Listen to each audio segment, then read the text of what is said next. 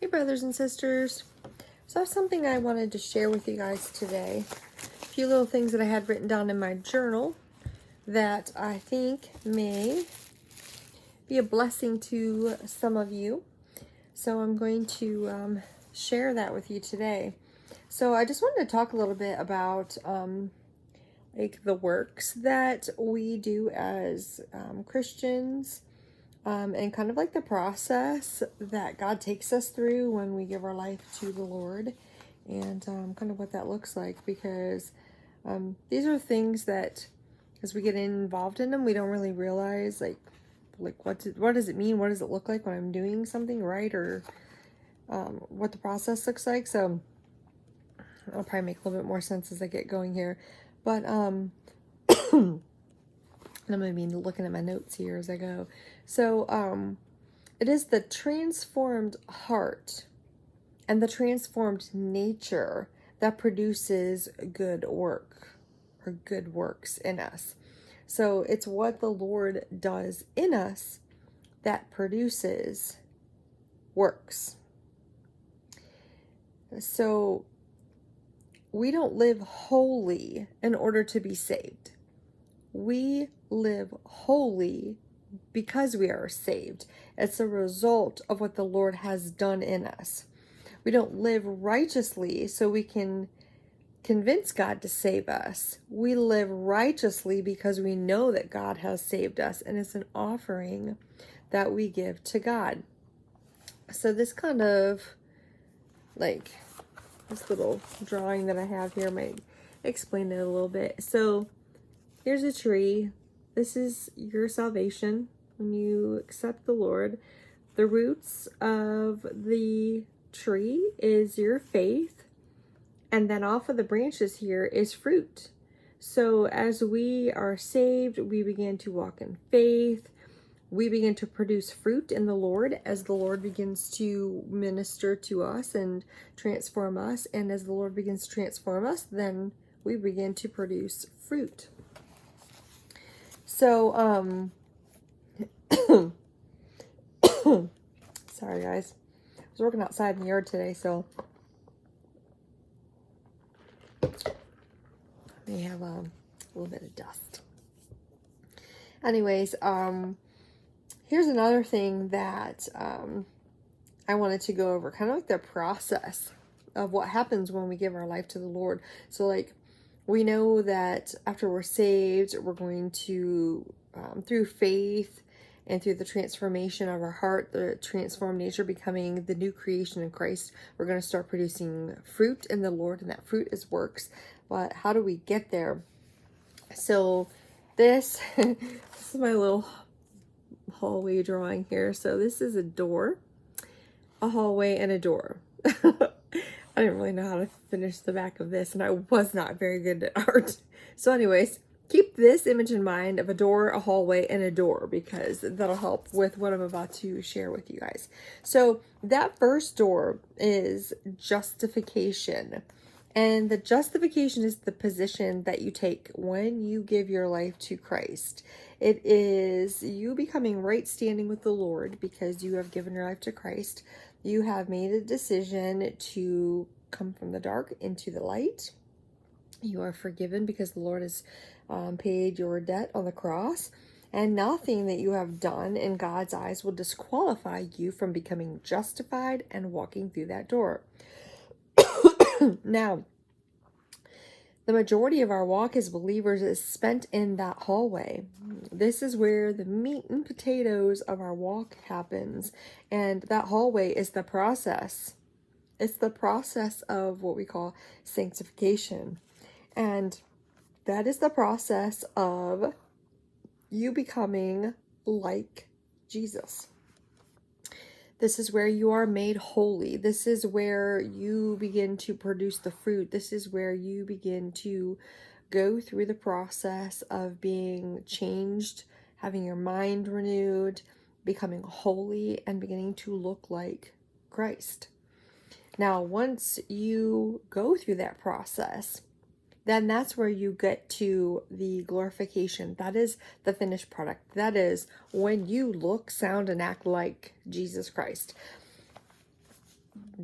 there's no flesh coming out of you, and it is exactly what the Lord wants from his people. It's where he's taking his people through the Holy Spirit. He wants them to be transformed. So if you're submitted to the process of the sanctification, the door of justification is closed behind you, and then you will begin to go through your transformation. Now, God is looking for you to be submitted to the process, but not perfect. He's not looking for perfect people, but he's looking for people that are willing to be submitted to the process, to go through and overcome things, die to the flesh, and become perfected and reflect Jesus Christ. So think of it this way.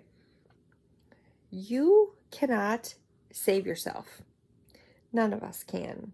It's the same as if you got on an operating table and you tried to perform an operation on your own. It's impossible. You can't do it.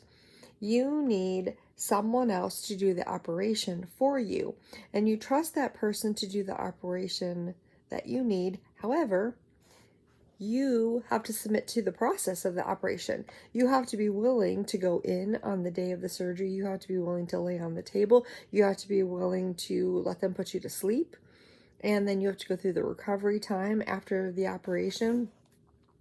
That is the process that you go through with the Holy Spirit. You have to submit to the process and let the Holy Spirit change you, and you do your part of submitting and surrendering, and the Holy Spirit does his part of changing you into the image of Jesus Christ. So we are helpless and hopeless without the Holy Spirit. We cannot change ourselves. We cannot work on ourselves, and we are not justified in ourselves. It's only through the Holy Spirit. It's only through the work of the Holy Spirit and what the Lord did on the cross that even gives us an opportunity to be sanctified and to go through the glorification process to be used by the Master. So as we go through this process, even though the Holy Spirit is doing the work in us, and we're surrendering to it, we're submitting to it, it doesn't mean that we are not going to struggle from time to time. And this is probably one of the biggest things I hear all the time is like, people think because I struggled, because I had a really rough time, because sorry guys, you may have like a really good time. Like I will find sometimes I'll be doing really well, my walk is doing really well, and then something happens and then I feel like I got knocked back a couple pegs. Now the Lord showed me this is going to happen from time to time, Susan, for you to realize that you still need me. Because if we get out there and we think that we can do it without him, or that we've made it, then we're going to get too prideful. So we're going to be shown sometimes that we still need him. But there are also times that we struggle with something. Maybe it is something that happens and now we have shame, we have guilt. We start to question, do we belong? Like, did the Lord leave me?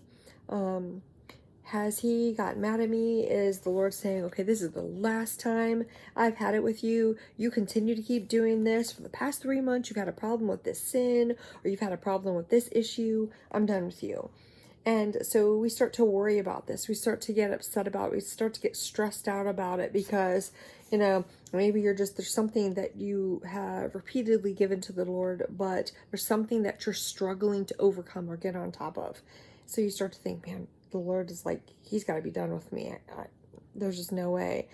Okay, for one, that's a lie of the enemy, so we need to rebuke that because it's not true. The Lord will never leave us and will never forsake us. But we need to understand that we are becoming a new creation, but the old nature will want to show up sometimes. The old nature will sometimes start to show up and want to do its own thing. This is where we have to push that down, where we have to not allow our flesh to speak, where we have to take a minute to take a breath to compose ourselves so we can respond in the Spirit. And we need to remember that the simple fact that we are convicted over that sin, that we are convicted over that struggle, we're convicted because we keep getting frustrated about this, or we keep struggling about that. The only person that can give us conviction is the Holy Spirit. And the simple fact that there is conviction shows that the Holy Spirit is still working in us, and the Holy Spirit is still changing us into the image of Jesus Christ. So you have to think of it this way: the Holy Spirit is our only chance of becoming holy. If we submit to the process, the Holy Spirit is going to see us through it, and the Holy Spirit is going to help us through that process. But God's not going to take his Spirit from you if you're submitted and you're surrendered to the process. You're surrendered and submitted to his will for you. Because without the Holy Spirit, you're not going to be able to overcome those things in your life that you're struggling with, to become holy and righteous, and to reflect the Lord in all that he is. So in closing, God will transform us first. Through our heart, through our mind. Be transformed by the renewing of your mind. God will transform us first, then the works will come. As we're transformed, the fruit of that transformation will come forward, it will come out, and people will begin to see that transformation. God will save you, then he will give you the desire to live holy. And then that desire to live holy will come. So the battle of the flesh proves that you belong to him. So I pray that this gives you a little bit of encouragement today in case you're struggling in your walk. And there's not one person out there that belongs to the Lord that is trying to seek to be holy. Not one person out there that has not been tested, tempted, or tried at some point and has struggled. So I just pray that you would just remember that as long as you're surrendered to the process, that you're submitted to the Lord, that you want his will to be your will, then the Lord's going to finish what he's done in you. He's not going to leave you, and he's not going to forsake you. So I pray that this brings you comfort and blessing, and I pray that you guys have a great day. God bless you all, and take care.